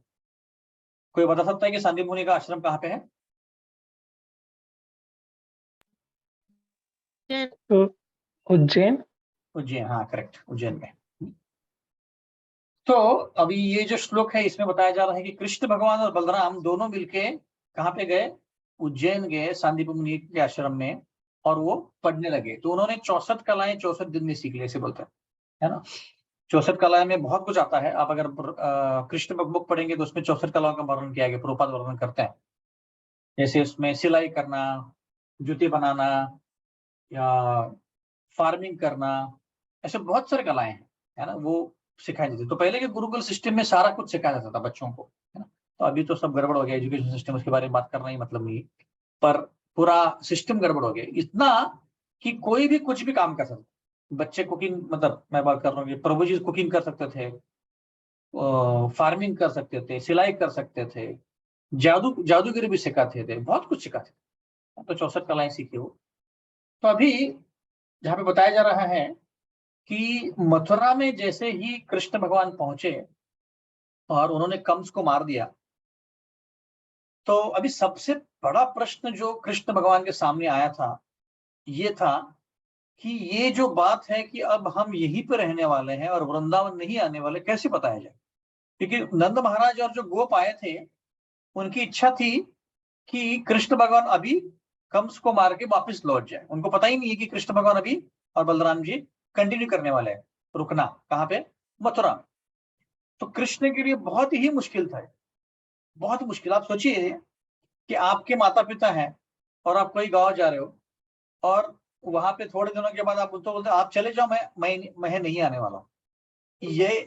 ये बात उनको नंद महाराज को बतानी थी, और ये सबसे मुश्किल काम उनके लिए था। तो उन्होंने बहुत अलग अलग तरीके से प्रयत्न किया। उन्होंने बोला कि देखो अभी कंस को मारा है मैंने, पर ऐसे कई सारे दानव हैं, राक्षस हैं जो कंस के सपोर्टर थे, तो वो मथुरा पे अटैक कर सकते हैं। तो क्योंकि वो अटैक कर सकते हैं, मैं मथुरा में ही रुक जाऊंगा उनको बचाने के लिए। तो जब नंद महाराज ने सुना तो उनको तो बात समझ में नहीं आई, बोले कि कोई बात नहीं, हम भी रुक जाएंगे आपके साथ और हम भी मारेंगे राक्षसों को। तो फिर कृष्ण भगवान बोले नहीं नहीं नहीं नहीं, तो वृंदावन में यशोदा माँ हमारी वेट कर रही है ना, वृंदावन में वो वेट कर रही है, तो वो अच्छा नहीं है। तो नंद महाराज कोई बात नहीं, हम उनको यहाँ पे लेके आते हैं, चिंता मत करो। तो बट नंद महाराज बिल्कुल हिलने के लिए तैयार नहीं थे। उन्होंने बोला कि मैंने यशोदा को प्रॉमिस किया है, शपथ दिया है कि मैं आपको लेके आऊंगा, तो आपके बिना, तुम्हारे बिना मैं जाऊंगा ही नहीं। ऐसे तो उसके बाद फिर बहुत कुछ समझाया कृष्ण भगवान ने नंद महाराज को, बोले कि नहीं मैं थोड़े दिन में आ जाऊंगा, मैं थोड़े दिन यहाँ पे रहना चाहता हूँ। तब जाके नंद महाराज अपने गोपों के साथ वापस चले गए। हाँ, और अभी आप सोचिए कृष्ण भगवान के लिए ये कितना बड़ा बहुत मुश्किल गया उनके लिए मथुरा में सेटल होना। आप बोलेंगे उसमें क्या है ना, वृंदावन से मथुरा चले गए सेटल हो गए, नहीं। अब प्रॉब्लम क्या है कि कृष्ण भगवान का गोपों के साथ और गोपियों के साथ, खासकर नंद महाराज, गोपियां, यशोदा, इनके लिए बहुत प्रेम था। वो उनके बिना रह ही नहीं सकते थे। ऐसा नहीं कि सिर्फ गोप और गोपियां ही कृष्ण के बिना रह नहीं सकते थे, नहीं, कृष्ण और बलराम भी उनके गोप और गोपियों के बिना नहीं रह सकते, उनको इतना प्रेम था। अब सडनली वो मथुरा चले गए और मथुरा में ही रहने वाले हैं। उदाहरण के तौर पे कोई, आजकल तो ये बहुत कॉमन हो गया है और उल्टा हो रहा है कि बच्चे शादी करके यूएस चले जाते हैं या और साइड इंडिया चले जाते हैं और पेरेंट्स को भूल जाते हैं, है ना। अब पेरेंट्स को बहुत बुरा लगता है कि नहीं हमारे बच्चे हमको छोड़ के चले गए, मोस्टली बच्चों को इतना नहीं लगता। कुछ कुछ बच्चे अपने पेरेंट्स को लेके आते हैं, कुछ कुछ नहीं लेके आते हैं, है ना। बट इस केस में कृष्ण भगवान इतने प्रेम कर रहे थे, है ना, इतना प्रेम कर रहे थे कि वो नहीं रह पा रहे थे। और अभी आप सोचिए कृष्ण और बलराम दोनों मथुरा में हैं और सब लोग नए हैं उनके लिए, मथुरावासी सारे नए हैं, है ना, उद्धव वगैरह है पर बाकी सब नए हैं, और वसुदेव और देवकी का पुत्र बनकर उनको रहना है। तो ये सबसे उनको मुश्किल गया कि ये बताएं किसको। जैसे आपको अगर कोई दुख है तो आप किसी को बताओगे, है ना, बट ये दुख कौन समझ पाएगा, ये दुख मथुरा में कौन समझ पाएगा, ना ही वसुदेव समझ पाएंगे, ना ही देवकी समझ पाएगी, ना ही कोई और मथुरा में समझ पाएगा। तो उनके लिए बहुत बहुत कठिन गया मथुरा में रहना। आप बोलेंगे प्रभु जी क्या है, भगवान है, भगवान का शक्ति नहीं, पर भगवान हो भी तो भी भगवान को इमोशंस हैं, भगवान को फीलिंग्स हैं, कृष्ण भगवान को भी फीलिंग्स है। जैसे उस दिन मैं क्लास में बता रहा था कि जैसे हम खुश होते हैं और दुखी होते हैं, पर दुखी नहीं होते। हाँ, जब खुश होते हैं तब दुखी नहीं रहते, और जब दुखी होते हैं तब खुश नहीं हो सकते। पर भगवान सबसे दुखी है कि हम इस भौतिक दुनिया में फंस गए हैं, बराबर, बहुत दुखी है। पर शास्त्रों में लिखा गया कि कृष्ण भगवान सच्चिदानंद विग्रह है, कभी भी दुखी नहीं रहते, है ना, रस रस के राज है वो, कभी भी उनको दुख छूता ही नहीं है। तो एक साथ दुखी भी है और सुखी भी है, कैसे हो सकता है, किसी को पता है?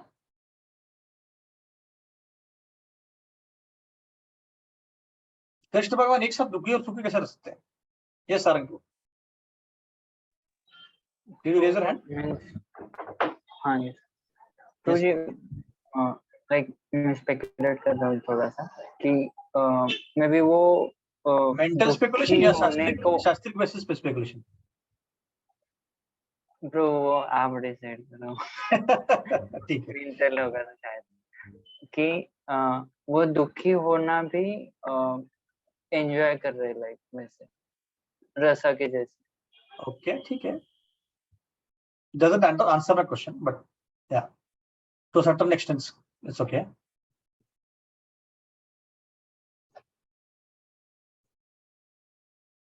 और किसी को जब था उत्तर? प्रश्न सबको समझ में आ गया कि प्रश्न ही नहीं समझे?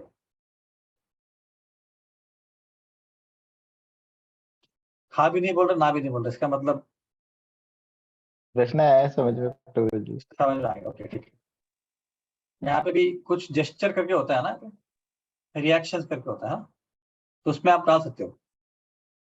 अगर आपको प्रश्न समझ में आ गया तो ऐसे थम्स अप डालो, इसमें और कोई भारी बोल तो नहीं है इसमें तो। हरे कृष्णा प्रभु जी, एक बार दोबारा क्वेश्चन रिपीट कर दो। प्रश्न ये है कि जब हम सुखी होते हैं तब दुखी नहीं होते, और हम जब दुखी होते हैं तो सुखी नहीं हो सकते। पर इस केस में कृष्ण भगवान को हमेशा टेंशन होता है कि इन जीवों को हम वापस कैसे लेके जाएं, भौतिक दुनिया से आध्यात्मिक जगत कैसे लेके जाएं। पर कृष्ण भगवान जो है सच्चिदानंद विग्रह है, इसका मतलब है कि वो हमेशा ही सुखी रहता है, उनको कभी दुख छूता ही नहीं है। तो ऐसे कैसे, ऐसे कैसे कि एक ही टाइम सुख भी होते हैं दुखी भी होते हैं। अब सबको समझ में आ गया प्रश्न? अच्छा, अभी उत्तर किसको पता है?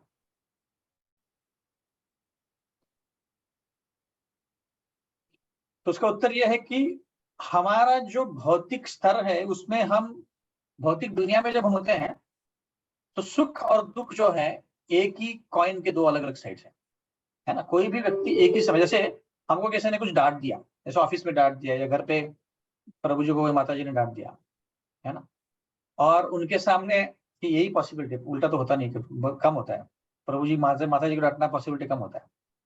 तो अगर किसी ने डांट दिया और मूड अच्छा नहीं है, झगड़ा हो गया, आपके सामने 56 का प्लेट ला के रख दी किसी ने, आपको क्या लगता है कि आप उसको अच्छे से खा पाओगे, ऑनर कर पाओगे? उसकी तरफ देखोगे नहीं, बोलेगी नहीं अभी नहीं चाहिए मुझे, बाद में लेके आओ, पहले मेरा मूड ठीक करो मैं। पर भगवान का ऐसे नहीं है, भगवान एक ही समय सुखी भी हो सकते हैं और दुखी भी हो सकते हैं, है ना, क्योंकि भगवान भगवान है, इसलिए तो भगवान है ना। तो जब भगवान को दुख ये भी है कि हम जीव यहाँ पे अटक गए हैं, पर वो रसराज हैं इसलिए वो हमेशा प्रफुल्लित रहते हैं, खुश रहते हैं। तो ऐसे सारे गोपियों को भगवान मिस कर रहे थे जब मथुरा में थे, और उन जैसे बोलते हैं ना, इंग्लिश में एक शब्द है उसको बोलते हैं एम्पथी, मतलब दूसरे को भावना को समझना। उनके साथ उनकी जो भावनाएं थी, कोई भी मथुरा में उनकी भावनाओं को समझ नहीं पा रहा था। क्यों? क्योंकि वो इतने दुख में थे अपने गोपियों के प्रेम के लिए और व्रजबसों के प्रेम के लिए कि कोई भी उनको समझ ही नहीं पा रहा था, और वो किसी को बता भी नहीं पा रहे थे ऐसे। और ऐसे बोलते हैं कि वृंदावन में 100 करोड़ गोपियां थी। कितनी? 100 करोड़। तो अब इस श्लोक में हम देखते हैं कि वो सांदीप मुनि के आश्रम में डाल दिया उनको।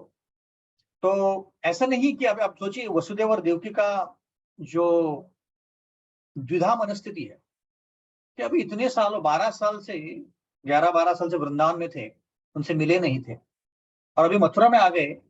तो मथुरा में आने के बाद वो हो सकते थे कि ऐसे बोले कि नहीं कोई बात नहीं, अभी तुम स्कूल मत जाओ, हमारे साथ रहो, क्योंकि हमने बचपन से आपको देखा ही नहीं। पर नहीं, उनको वो आश्रम गुरुकुल में भेज देते हैं ऐसे, है ना। ओके, तो यहाँ पे बोला गया है कि भगवान कृष्ण जब नंद महाराज को वापस भेज देते हैं, है ना, तो वृंदावन और मथुरा के बॉर्डर में, हो सकता है मैंने एक चीज पहले बताई हो, फिर भी दोहराने में कोई हर्ज नहीं है। वृंदावन और मथुरा के बॉर्डर में एक जगह है, तो जहां से गोपियां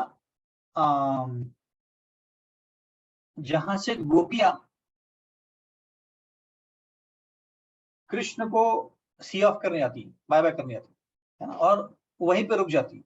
उसके बाद कृष्ण भगवान वहां से और बलराम जी वहां से निकल जाते हैं। तो उनके लिए, गोपियों के लिए ये सबसे बड़ा शॉक था, ये लाइटनिंग जैसा था, है ना, ये लाइटनिंग पड़ा उनके शरीर के ऊपर। पर जब नंद महाराज वापिस आए, नंद महाराज जब वापिस आए तो वो वहीं पे खड़ी थी, क्योंकि वो वेट कर रहे थे कि अभी कृष्ण आएंगे, क्योंकि वो उनको कृष्ण के बता के गए थे कि हम वापस आने वाले। पर नंद महाराज कृष्ण और बलराम के बिना आ गए, तो उनके लिए ये और एक लाइटनिंग जैसा था, है ना। तो ऐसे बोलते हैं कि इसीलिए उस स्थली को बोलते हैं कि विद्युत स्थली बोलते हैं, उस जो जगह है जहाँ पे वो वेट कर रहे थे कृष्ण का और बलराम का, उसको विद्युत स्थली बोलते हैं, है ना। तो एक्चुअली क्या हुआ कि कोई भी एक, ऐसा बोलते हैं, मतलब ये भी साइंटिफिकली पता नहीं है, कोई भी जगह पे, जैसे पेड़ पे अगर कभी जो बिजली गिरती है ना, बिजली गिरती है, तो ऐसे बोलते हैं कि एक पेड़ पे, एक स्थल पे बिजली एक ही बार गिरती है, ऐसा बोलते हैं, ऐसा कोई शास्त्रिक उसका ये नहीं है। पर इस स्थल में बिजली 2 बार गिरी। क्यों? एक बार जब कृष्ण बलराम छोड़ के गए तब, और दूसरी बार जब नंद महाराज कृष्ण और बलराम को लेके नहीं आए तब, तो गोपियों के ऊपर ये बिजली 2 बार बरसी, ऐसे बोलते हैं। तो बहुत कठिन था उनके लिए ये सहन पाना कि कृष्ण बलराम वापिस नहीं आए हैं। ऐसे आगे बढ़ते हैं, तीसरा श्लोक।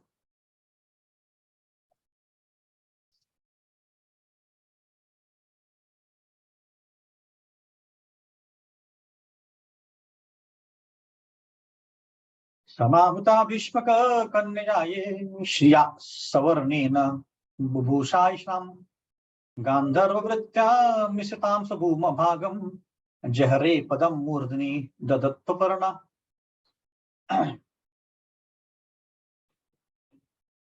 तो यहाँ पे रुक्मिणी जी के स्वयंवर का पास टाइम है कि रुक्मिणी जी जो थी, तो उनके जो पिता थे भीष्मक, उनका स्वयंवर करना चाहते थे, पर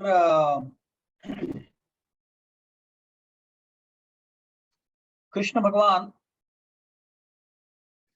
रुक्मिणी को कृष्ण भगवान से बहुत प्रेम था, क्योंकि उन्होंने बहुत बार सुना था कि कृष्ण के बारे में, तो रुक्मिणी जी को कृष्ण से विवाह करना था। तो हुआ यूं कि रुक्मी जो था, रुक्मिणी का जो भाई था, तो उसको शादी करनी थी रुक्मिणी की किसके साथ? दुर्योधन नहीं, शिशुपाल। शिशुपाल शिशुपाल के साथ। शिशुपाल के साथ बलराम जी को करनी थी शादी सुभद्रा की दुर्योधन से, पर इस केस में रुक्मी को शादी करनी थी रुक्मिणी की शिशुपाल के साथ, और लगभग शादी तय हो जाती थी। एक्चुअली भीष्मकों को नहीं करनी होती है, क्योंकि भीष्मकों को पता होता है कि रुक्मिणी को शादी करनी है कृष्ण से। तो बड़ा लंबा पास्ट टाइम है, अब उसमें हम पूरी तरह से नहीं जाएंगे, बट संक्षेप में बताऊंगा। तो रुक्मिणी एक पत्र लिखती है, बहुत सुंदर पत्र, 10वें स्कंद में पढ़ सकते हैं, बहुत अच्छा पत्र है, सुंदर पत्र है, और एक ब्राह्मण को देती है, और ये वही ब्राह्मण है जो बाद में चैतन्य लीला में भी आता है, उसका नाम मैं भूल रहा अभी, पर वो कृष्ण चैतन्य महाप्रभु और लक्ष्मी जी की शादी करा देते। तो इन केस वो खत भेज देते हैं, और ये खत पहुंचता है द्वारका, क्योंकि कृष्ण तब द्वारका में होते हैं।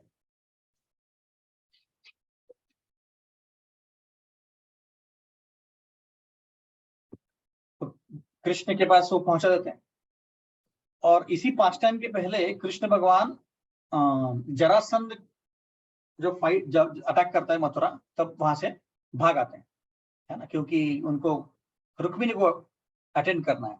तो जब पत्र मिलता है उनको, तो कृष्ण भगवान रातों रात द्वारका से निकलते हैं, और वो आते हैं विदर्भ एरिया में, नागपुर के पास, अमरावती के पास, जहाँ पे रुक्मिणी का स्वयंवर होने वाला, स्वयंवर नहीं होने वाला, शादी होने वाली, क्योंकि शिशुपाल के साथ तो शादी हो गई, शादी तय कर दी थी। और फिर वहां से, और ये रुक्मिणी को लास्ट मोमेंट तक पता नहीं है कि भी कृष्ण आने वाले कि नहीं, पर वो आ जाते हैं, है ना, और उनको किडनैप करके लेके जाते हैं। ये पास्ट टाइम। तो अभी यही पास्ट टाइम यहाँ पे बताया जा रहा है ना, कि जो रुक्मिणी थी इतनी सुंदर थी कि जो वहां पे सारे जो राजा थे, वो राजा, एक मिनट,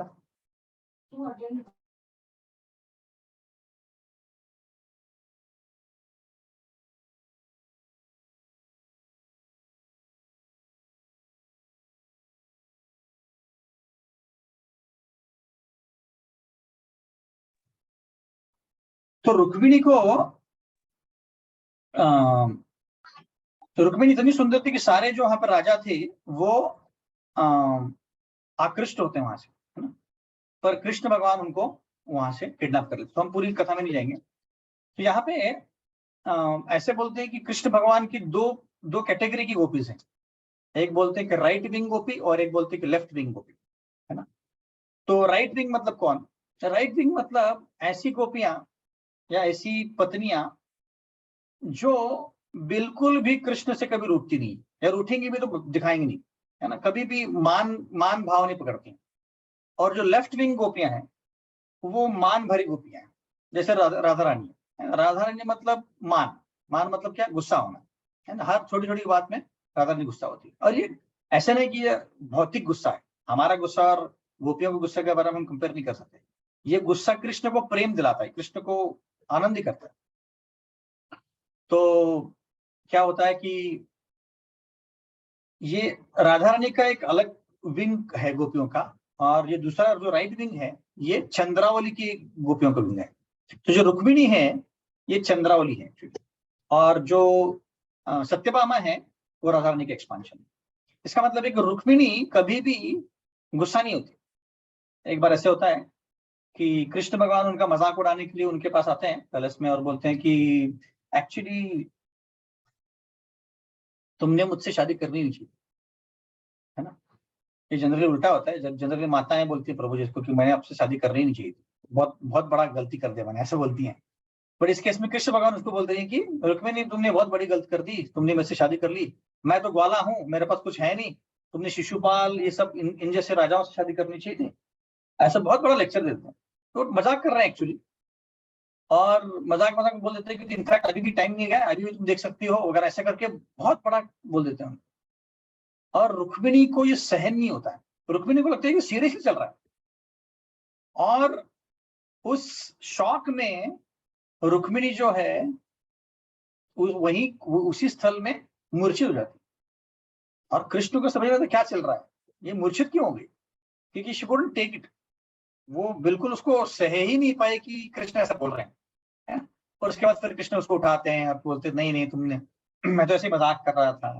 तो ये ऐसा भाव है। तो ये भाव बताता है कि रुक्मिणी जो चंद्रावली की साइड की गोपी है, चंद्रावली की एक्सपांशन है, वो कभी गुस्सा नहीं होती।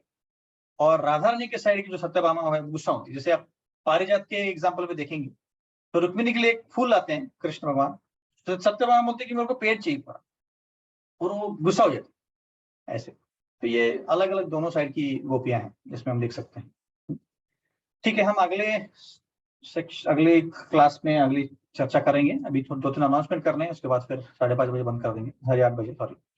तो अभी 2-3 मैसेजेस आए थे ग्रुप पे, तो उसके बारे में थोड़ा चर्चा करने वाला था कि हम लोग अभी ऑनलाइन बहुत दिनों से कर रहे हैं, अभी कोविड के काल में अगर भी हमने मीटिंग किया, बट मंदिर का ऐसा कहना है कि हमने मीटिंग्स फेस टू फेस करना चाहिए, मंदिर में आके, घर में आके किसी का। मुझे पता है कि कुछ भक्त सिटी में नहीं है, जैसे स्मिता माता जी हैं, या अश्विनी माता जी हैं, जयश्री माता जी हैं, और कुणाल प्रभु हैं, तो उनके लिए सारंग प्रभु भी हैं, है ना, उनके लिए कौशल प्रभु हैं। ऐसे कुछ भक्त हैं जो आउट ऑफ पुणे हैं, तो उनके लिए ये नहीं है। पर जब भी आप पुणे में हो तब आप अटेंड कर सकते हैं। तो हमारा एक मीटिंग जो है काउंसलर मीटिंग, महीने का एक मीटिंग फिजिकल रहेगा, या तो वृंदावन चंद्र में रहेगा या तो कुंज बिहारी में रहेगा, वो हम डिसाइड करेंगे, है ना। और ये हम सोच रहे हैं कि हर जब भी रहेगा तो शनिवार के दिन रहे, टाइमिंग आप लोग डिसाइड कर सकते हो। तो अभी नेक्स्ट जो आएगा 8 अप्रैल, है ना, उस दिन हम सोच रहे हैं कि ये शनिवार को रहेगा। मैं सजेस्ट करने वाला था 6 to 8 टाइमिंग, या तो 5 to 7, 5 बजे से 7 बजे तक। तो जो पुणे में है प्रयत्न कीजिए आने का, है ना। और हम ग्रुप में मैसेज डालेंगे, तो जिन जिन को पॉसिबल है वो प्लीज कीजिए, क्योंकि हमारा जो ग्रुप है ये अभी पूरा तरह से ऑनलाइन हो गया है। तो जो पुणे में है बट कम से कम एक दूसरे से मिलने चाहिए, ताकि कुछ बात मुझे पता है सत्संग में मिलते हैं, पर फिर भी एज ए काउंसलर ग्रुप हमने मिलना चाहिए, ताकि हमारा जो आदान प्रदान है, सदाचार है, भक्तों के साथ कैसे व्यवहार करना है, ये सब हम जब फिजिकली मिलते हैं तभी पॉसिबल। ऑनलाइन ये कितना पॉसिबल, ऑनलाइन तो बहुत मुश्किल है ना ये करना। तो इसलिए एक महीने में एक बार प्लीज प्रयत्न कीजिए। अगर किसी को कोई कॉन्फ्लिक्ट हो, कोई और क्लास हो अगर, तो प्लीज ट्राई कीजिए कि इसको प्रेफरेंस दे दें, काउंसलर ग्रुप ज्यादा प्रायोरिटी है और कोई सत्संग या और कोई प्रोग्राम के कंपैरिजन, बिकॉज हम लोग यहाँ पे एक दूसरे को गाइडेंस देने के लिए यहाँ पे हैं और एक दूसरे से सीखने के लिए हैं। तो प्लीज प्रयत्न कीजिए, और हम फीडबैक देते रहेंगे कैसे। तो एक मीटिंग जो है गुरुवार को ऐसे रहेगा ऑनलाइन, और एक फिजिकल रहेगा। तो जो ट्राई कीजिए अटेंड करने का। और ओवरऑल अभी हमने डिसाइड किया है कि जो भक्त हैं हमारे ग्रुप में कम से कम 75% अटेंडेंस होना चाहिए, क्योंकि मैंने देखा कई भक्त अभी नहीं आ रहे, तो उनको मैं निवेदन करने वाला हूँ कि अगर उनको ग्रुप चेंज करना तो कर सकते हैं, क्योंकि अगर वो मीटिंग में नहीं आ पा रहे हैं और हम उनको सर्व नहीं कर पा रहे हैं तो वो ग्रुप में रह के फायदा नहीं है ना। तो जब जहाँ पे अगर टाइमिंग का गड़बड़ है, हमने पोल लिया था तो कुछ वक्त गुरुवार को उनको पॉसिबल है, कुछ को शनिवार को पॉसिबल है, तो ये तो ऐसे तो कभी एक टाइम मिलना बहुत मुश्किल है। तो इसलिए हमने सोचा कि एक मीटिंग गुरुवार, एक मीटिंग शनिवार रहेगी, और जो पुणे में है कम से कम शनिवार को आ जाएं, फिजिकली हम मिल सकते हैं, और तब भी ऑनलाइन भी रखेंगे, तो जो जो शनिवार को मिलना चाहते हैं। ठीक है, किसी को कमेंट्स है या कुछ सजेशंस हैं इसके ऊपर? हरे कृष्ण प्रभु जी। ये अश्विनी माता जी। हाँ प्रभु जी, जो मीटिंग फिजिकल रहेगी वो शाम को ही रहेगी क्या? Yes, माता जी, महीने शाम में को एक बार रहेगी वो? 5 से 7 हम सोच रहे हैं। ठीक है, ठीक है प्रभु जी, थैंक यू। हरे कृष्ण। और कोई प्रश्न है किसी को? ये सारंगपुर। तो जी एक जस्ट सजेशन था कि अभी सपोज कुछ फेस्टिवल्स वगैरह होते तो उसके बाद मतलब पास वाले वीकेंड पे रखेंगे तो अच्छा रहेगा। मतलब हम देखते हैं, मतलब विल ट्राई, जैसे आप लोग अगर रहोगे पुणे में तो will try to have it. Festival के पर क्या होता है कि फेस्टिवल की अगर वीकेंड रहेगा तो बात अलग है, बट ऑलरेडी वहाँ पे भक्तों को सेवा वगैरह होती है, तो विल ट्राई, डोंट वरी। आप जो पुणे से बाहर है वो ऑनलाइन कंटिन्यू कर सकते हैं। जब भी आप पुणे में, तो हम हमारा प्रयत्न ये है कि हमारा एक दूसरे के साथ फिजिकल इंटरेक्शन हो और हम एक दूसरे को हेल्प कर पाए। तो जब भी आप पुणे में हो, अगर आप मुझसे मिलते हो तो, या माता जी को तो मेरी वाइफ से मिलते हो तो कोई बात नहीं, that interaction can happen, that is the main idea.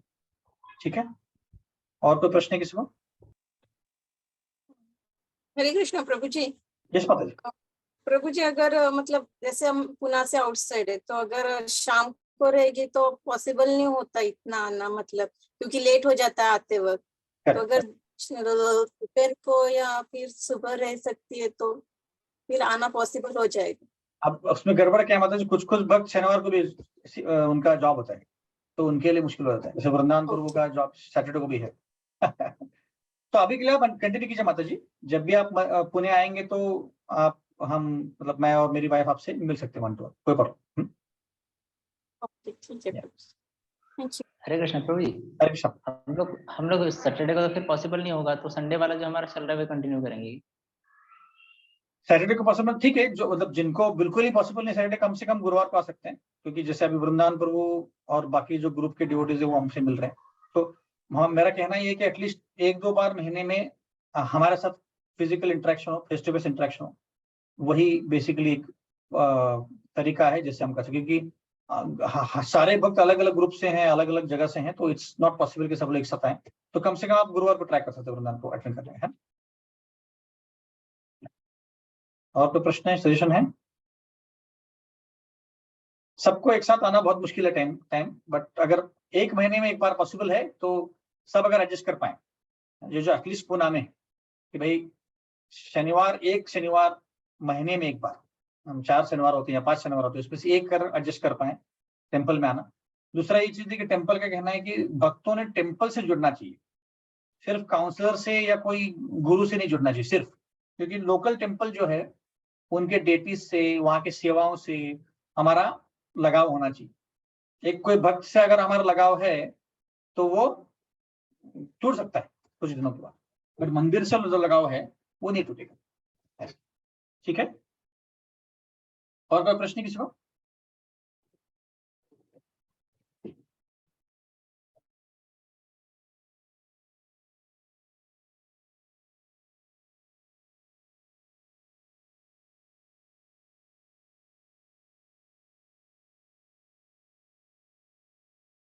Okay, और कोई प्रश्न नहीं तो हम यही पे आराम देंगे। बहुत बहुत धन्यवाद। हरे कृष्णा। धन्यवाद।